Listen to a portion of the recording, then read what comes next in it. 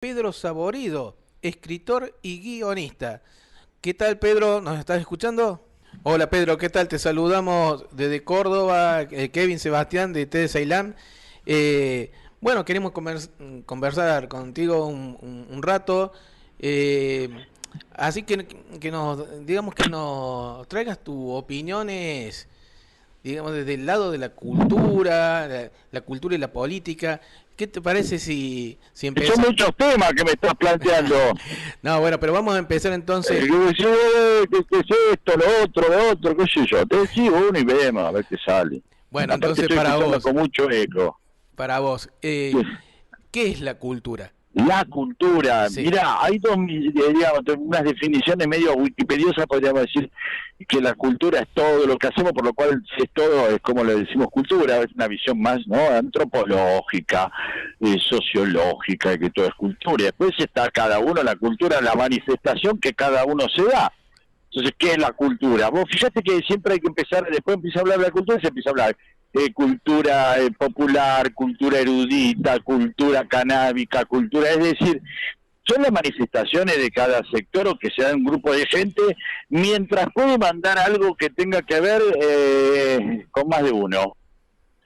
Porque la cultura puede ser la cultura de un grupo chiquitito, la cultura de Ceilán, que corresponde a 5 personas que lo hacen más sus oyentes, y no excede eso, y hasta un momento puede ser la cultura de la Toti, es decir, de una sola persona. Es decir, la cultura no deja de ser la manifestación, la forma de existir, diría, ¿no? Expresándose, haciendo cosas. Entonces, y después a ver si empezamos a hablar de cultura, bueno, pues sí, bueno, si hay una Secretaría de Cultura, se tendrá que ocupar no de la cultura de la TOTI, sino de lo que llamamos cultura, y todos estamos de acuerdo. La cultura también es una cosa que le llamamos cultura, ¿no? Como en muchísimas cosas. ¿A qué le llamamos cultura? ¿A qué le llamamos reunión? ¿A qué le llamamos alegría? Nos tenemos que poner de acuerdo para poder poner un nombre y que todos estemos de acuerdo que tal cosa significa tal cosa, ¿no? Y para vos, Pedro, ¿qué rol juega la cultura para la transformación social y política de una sociedad? El tema de la transformación es que la transformación puede ser en algo peor también, entonces hay que tener cuidado cuando hablamos de transformación. De hecho, se está transformando muchas cosas y gracias a temas culturales. O sea, la cultura en sí no es ni buena ni mala, depende para qué sirve, es como un sifón. Si vos el sifón te haces un vermú, es bueno, si se lo partís en la cabeza a un escribano, es malo. Entonces la cultura no tiene por qué ser buena. Si la cultura termina generando seres individualistas, racistas, también son fruto de la cultura en la que estamos viviendo. Eh, entonces, hay culturas que transforman para bien y culturas que transforman para mal según el lugar donde nos parece que somos buenos o somos malos, ¿no? ¿Y cómo describirías, Pedro, la cultura política hoy en la Argentina? La cultura política debe tener alguna falla porque hay mucha gente que no comulga con eso, cuando la política muchas veces se aleja de muchos intereses personales, o intereses, no intereses personales mezquinos, sino intereses que tienen que ver con una buena vida, con un disfrute de la existencia, cuando no se ocupa de algunos problemas de mucha gente, y entonces entendés por qué mucha gente es apolítica. Digo, dejar entender que si la cultura política genera antipolítica, más allá de la manija de los medios, debe ser también para algunas macanas que debe manejar la política, porque si no, se supone que la gente es estúpida y simplemente se forma en su cabeza algo a partir de lo que lee en un diario. Y me parece que no, suponer que la gente es estúpida ya implica que no podemos hacer política. Será cuestión de escuchar un poco más y charlar y dialogar y ver cómo laburamos en comunidad, pero no suponer que alguien que es apolítico es estúpido porque es apolítico. Tendrá sus razones y habrá que ver cuáles son. Y Pedro, y pues dentro del campo, como militantes, tanto yo y vos como el equipo de TD Ceilán dentro del campo nacional y popular, la cultura juega un montón, porque gracias a eso, mira nuestro nombre, de nuestro medio de comunicación tenemos. Bueno, seguro. por supuesto es un lugar de resistencia, un lugar de amalgama, que tiene que ampliar cada vez más. No hay que negar las partículas, las identidades de cada provincia, la identidad del salteño, del cordobés, del tipo que vive en Perico y del tipo que vive en Comodoro Rivadavia. Vos fijate que todo el tiempo necesitamos una atención y un diálogo entre lo particular y lo general. ¿Sí? Si no nos damos cuenta de lo particular de cada uno, estamos perdidos, porque nos perdemos, no podemos manifestar nuestra existencia si nos perdemos en lo general. Sin embargo, para ganar, para hacer avanzar algo, necesitamos ser más. En política es bueno ser más, y para ser más hay que ampliar y comprender más, y ahí viene lo que es un frente. Un frente es algo en donde no todo el mundo está de acuerdo en absolutamente todo, sino en unas cuantas cosas, y bueno, las cosas mínimas para que seamos más, ¿no?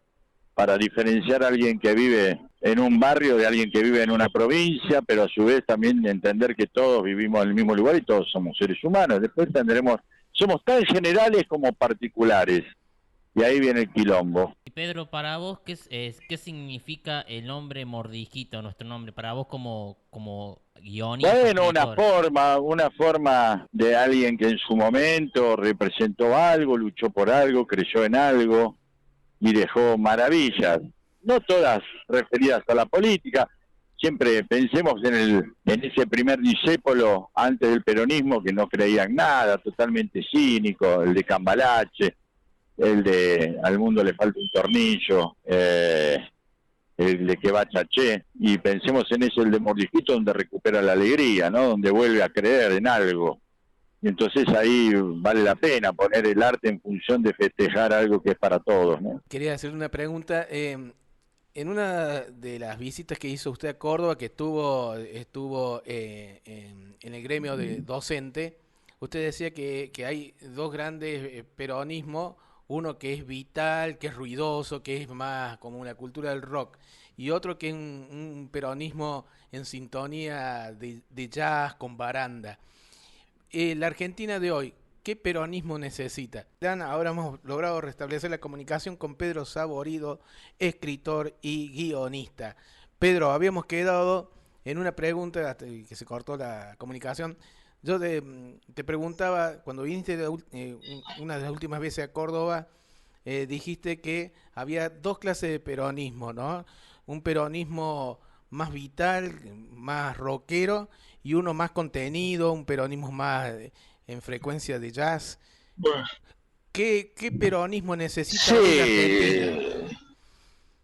No, bueno, siempre eso es lo que le pasa a cualquier persona, no es que hay dos clases, sino que son como en todos los rubros de la vida, o cualquier una de las personas tiene momentos donde tiene mucha más fuerza y es más agresivo, y momentos donde es más conciliador.